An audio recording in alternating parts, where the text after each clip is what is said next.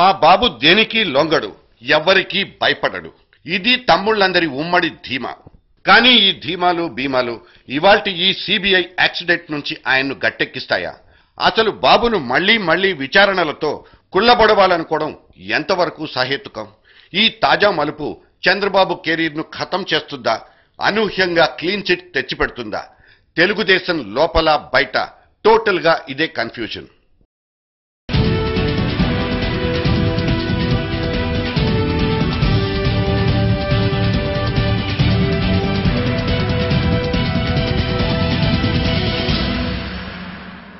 బాబు హావభావాలు ఏదో కొత్త విషయాన్ని స్ఫురింపచేస్తున్నాయి.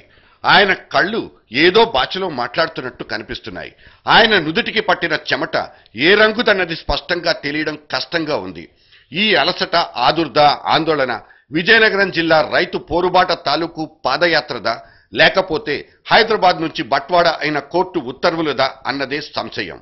ఇంతకు బాబుకు నిన్న తగిలింది షాకింగ్ న్యూసా లేక షేకింగ్ న్యూసా? చంద్రబాబుకి ఆ నుంచి అమ్మహా దాకా అన్ని అశోక్ గజపతి రాజే. లిటిగేషన్ల సమయాల్లో ఈ అశోకుడే బాబుకు శాశ్వత పక్కబలం.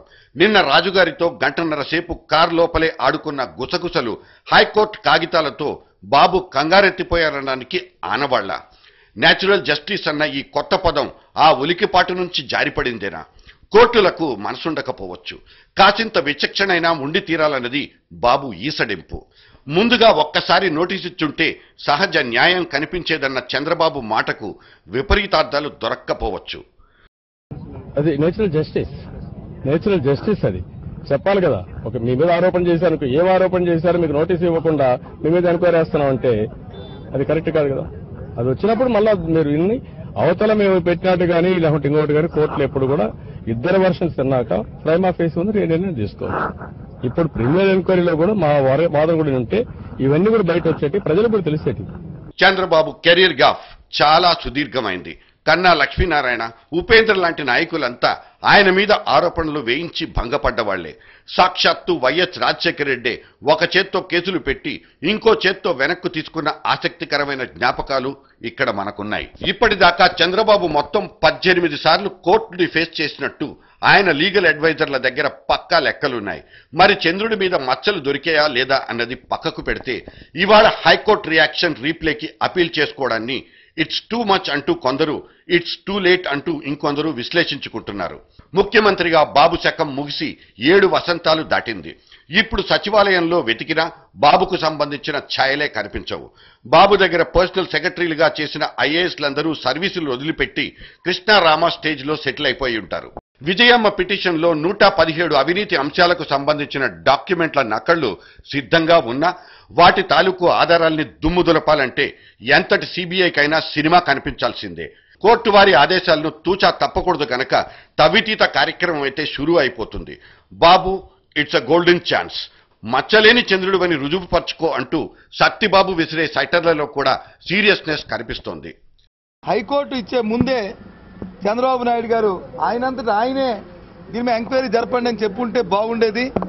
మరి ఆయన ఆ విషయాన్ని చేయలేదు.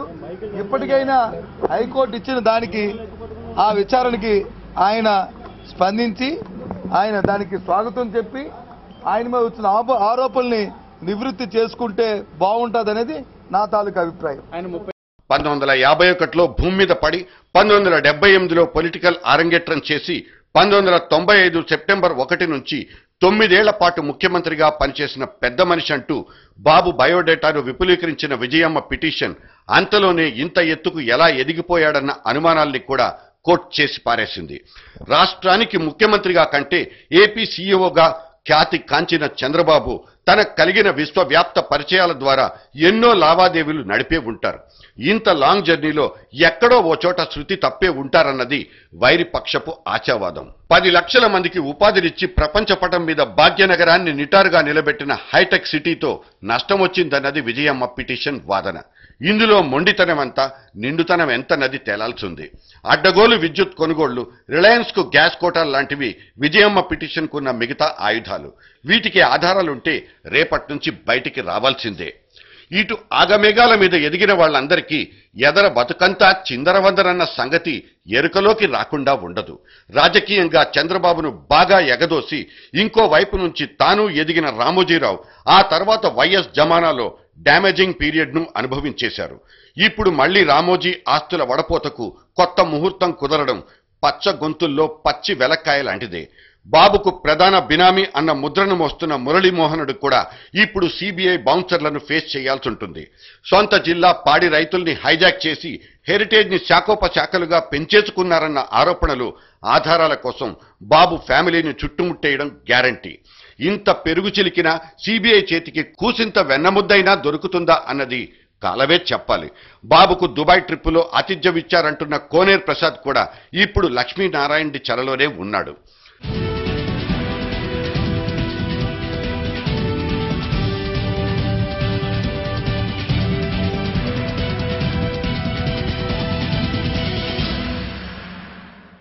ఇవన్నీ వర్తమాన భవిష్యత్తులైతే భూతకాలాన్ని ఒక్కసారి నెమరు వేసుకోవాల్సి ఉంది. మామ ఎన్టీఆర్తో విభేదించడం, వైస్రాయ్ హోటల్లో గుంపును చేరదీయడం, ఆ తర్వాత జరిగిన పరిణామాలన్నింటికీ వెన్నుపోటని పేరు పెట్టి శత్రువులు దెప్పి పొడిస్తే అదంతా రాజకీయమని సరిపెట్టుకోవచ్చు. చేతికందిన అవకాశాల్ని స్వార్థపు ఎదుగుదలకు వినియోగించుకోవడం తప్పేం కాదని ఏ బాబైనా ఒప్పుకోవాల్సిన నిజం.